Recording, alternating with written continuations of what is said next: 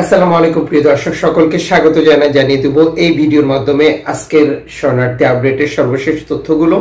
জানুয়ারি মাসের 22 তারিখ। নিজে জানুন, অন্য প্রবাসী ভাই বোনকে এই তথ্যগুলো জানান। চ্যানেলটি সাবস্ক্রাইব করে ফেসবুক পেজটি লাইক ফলো করে আমাদের সাথে যুক্ত থাকলে এভাবেই প্রতিদিনের অভিবাসী গুরুত্বপূর্ণ তথ্য ইনফরমেশনগুলো জানতে পারবেন। আপনার কাছে অভিবাসী কোনো ইনফরমেশন থাকলে তাও আপনি জানাতে পারেন, কারণ এই তথ্য জানার জন্য অপেক্ষায় রয়েছে বহু পরিবার যাদের প্রিয়জন ঘর ছেড়ে বেরিয়েছে, মাসের পর মাস বছর হয়ে গেছে, অথচ স্বপ্ন উদ্দেশ্যে পৌঁছাতে পারেনি।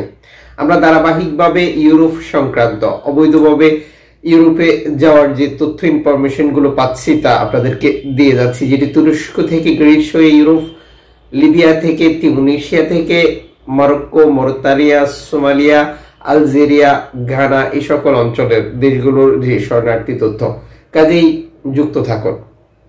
লুইস মিশেল সর্বশেষ এক্স হ্যান্ডেলে দেওয়া এক তথ্যে নিশ্চিত করেছে ভূমধ্যসাগরে বিপদগ্রস্ত অবস্থা নৌকার অভিবাসীদেরকে উদ্ধার করেছে, যা সর্বশেষ তাদের যে প্রতিবেদন ছিল, যেখানে বলেছে তারা লুইস মিশেল একটি বিপদগ্রস্ত নৌকা থেকে 20 থেকে 30 জন মানুষকে সাহায্য করেছিল যতক্ষণ না গার্ডিয়া ডি ফিরেঞ্জা তাদেরকে নিরাপদে হস্তান্তর করে ল্যাম্পুদুসা হটস্পটে।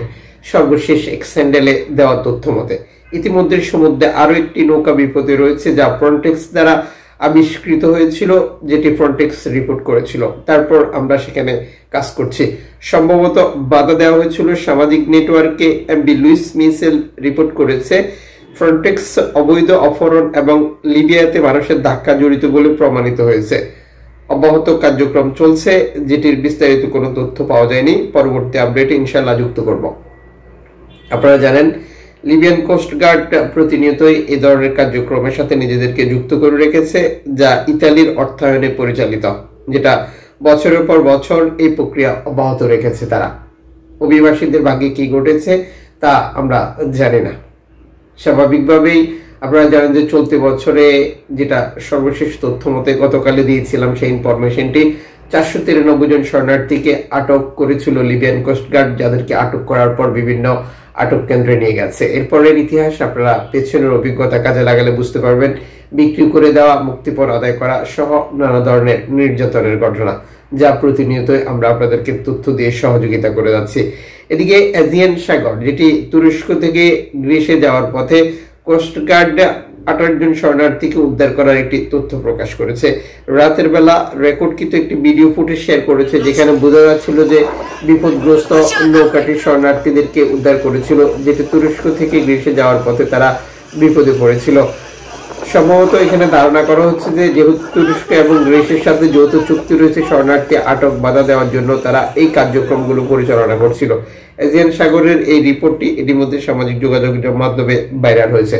সর্বশেষ তুরস্কের কোস্ট গার্ডের দেওয়া তথ্য মতে তুর্কির সেফেরিয়াসারের পশ্চিমে কুমরোয়াটি থেকে একটি যেটি শরণার্থী বোঝাই প্লাস্টিকের নৌকা থেকে 28 জন শরণার্থীকে তারা উদ্ধার করেছে। এছাড়া নৌকা ডুবির ফলে আরো কিছু লোককে পৃথক স্থান থেকে উদ্ধার করেছিল। এখন পর্যন্ত কতজন নিখোঁজ বা টোটাল শরণার্থী উদ্ধার হয়েছে কিনা এই তথ্যে তারা নিশ্চিত করতে পারেনি। ইনশাআল্লাহ পরবর্তী ইনফরমেশনে তথ্য আসলে অবশ্যই আপনাদেরকে জানিয়ে দেব। আপনারা জানেন যে ভূমধ্যসাগরে বেশ কিছু এনজিও সংস্থা কাজ করে, যেটি ধারাবাহিকভাবে তাদেরকে কাজ করতে হয়, যেহেতু নৌকাগুলো বিপদে পড়ে আর নৌকার অভিবাসীদেরকে উদ্ধার করতে হয়। নতুন করে একটি এনজিও সংস্থা তাদের জাহাজকে ঠিক করে নিচ্ছে ভূমধ্যসাগরের শরণার্থী উদ্ধার করার জন্য ফিরে আসতে। গতকাল যখন তাদের এই কার্যক্রম চলছিল, তখন তারা এই তথ্যগুলো সামাজিক যোগাযোগ মাধ্যমে শেয়ার করে, যেখানে তারা বলেছে 8 সদস্যের একটি ক্রু মেরিনাতে নৌকাটিতে তারা ডক থেকে লিকাটিয়েটে নিয়ে যাচ্ছে। সাবমেরিন গুরুত্বপূর্ণ রুটিন কাজ করার জন্য টোটরমাল আবারও ভূমধ্যসাগরে কাজ করার জন্য তাদের সকল প্রস্তুতি সম্পন্ন করবে এবং ফিরে আসবে। এরপর পেইন্টিং এর কাজ বাকি রয়েছে। আমাদের ইয়াট ক্রু বর্তমানে পরিষ্কার করছে এবং পরিদর্শন করেছে দ্বিতীয় ধাপের মধ্যে সিল, পানির প্রভাব বিন্দুগুলির জন্য নৌকা খুঁজছে। মানে টোটাল প্রক্রিয়াটি তারা পৃথক পৃথক তথ্য ইনফরমেশন দিয়ে সহযোগিতা করেছে, যাতে করে পানি না উঠে বা আরো যে কাজগুলো যেটা সাগরে থাকাকালীন সমস্যাগুলো হয় সেগুলো থেকে কিভাবে সংশোধন করা যায়, আরো সেফটি সুরক্ষা নিশ্চিত করা যায়, এই কার্যক্রম নিয়ে কাজ করছে তারা। খুব সহসায় তারা ভূমধ্যসাগরে ফিরে আসবে, যেটি নিঃসন্দেহে ভালো খবর আমাদের পক্ষ থেকে। তাদের জন্য ধন্যবাদ। এভাবেই তারা কাজ করছে এবং আগামী দিনগুলোতেও কাজ করবে। এদিকে শিয়া ফাঙ্কের কথা আপনাদের মনে আছে। শিয়া ফাঙ্ক একটি জনপ্রিয় এনজিও সংস্থা যারা শরণার্থী উদ্ধার করে। তারা বেশ কিছু তথ্য শেয়ার করেছে এক্স হ্যান্ডেলে দেওয়া বার্তায়। আপনারা দেখতে পাচ্ছেন ধারাবাহিকভাবে তাদের কার্যক্রমের চিত্র এবং সেই সাথে আর্টিকেল প্রকাশ করেছে, যেগুলো পড়লে আরো বিস্তারিত তথ্য পাওয়া যাবে। শিয়া ফাঙ্কের এই প্রতিবেদন অনেক বড়, যেখানে তারা বলেছে আমাদের বিশেষ চাহিদা ছিল জ্বরের সাথে 83 কিলোমিটার প্রতি ঘন্টা পর্যন্ত গতি এবং 6 মিটারের ঢেউ বন্দরে আঘাত করে জাহাজ কাঁপিয়ে দেয়। 2টি ফোলার নগর থেকে ভেঙে গেছে, কিন্তু আমরা দ্রুত ছিলাম, সব হাত ডেকের উপর। দলগত কাজের জন্য ধন্যবাদ।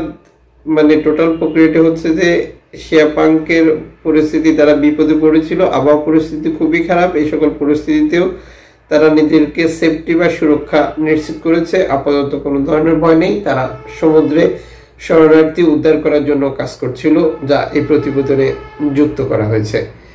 এদিকে বিভিন্ন দেশে শরণার্থীদের অত্যাচার, পুশব্যাক, মানবতা জীবনযাপন নিয়ে আরো বেশ কিছু তথ্য ইনফরমেশন নিয়ে একটি নতুন আর্টিকেল প্রকাশ করেছে একটি এনজিও সংস্থা, যেখানে তারা বিভিন্ন তথ্য ইনফরমেশন শেয়ার করেছে। এটা নিয়ে একটি আর্টিকেল প্রকাশিত হয়েছে। আমি উল্লেখযোগ্য অংশগুলো আপনাদের সাথে শেয়ার করছি, অনেকেরই জানার প্রয়োজন রয়েছে। পুশব্যাক, গুম পর্যন্ত বাড়তে পারে মানবতার বিরুদ্ধে একটি অপরাধ। কোনো অভিযোগ ছাড়া, অভিযোগ সম্পর্কে তথ্য ছাড়া অথবা আইনি সহায়তা বা পরিবারের প্রবেশাধিকার ছাড়া পালানোর সময় যে কোনো লোক গ্রেপ্তারে অদৃশ্য হয়ে যায়। ভুক্তভোগী পরিবারের স্বীকৃতি, নিজস্ব কনভেনশনের অধীনে মামলা পরিচালনা এবং একটি কর্মপরিকল্পনা গ্রহণ, আফ্রিকার একটি নেটওয়ার্ক স্থাপন এবং নারীদের সন্ধানকারী হিসেবে স্বীকৃতি দেওয়ার সিদ্ধান্ত বিশেষ করে গুরুত্বপূর্ণ ছিল। প্রস্তাব আত্মবিশ্বাসী পরিবারগুলোকে ভুক্তভোগী হিসেবে স্বীকৃতি দিচ্ছে, একটি একক কনভেনশনের অধীনে মামলা প্রক্রিয়া করা এবং একটি কর্ম পরিকল্পনা গ্রহণ করা।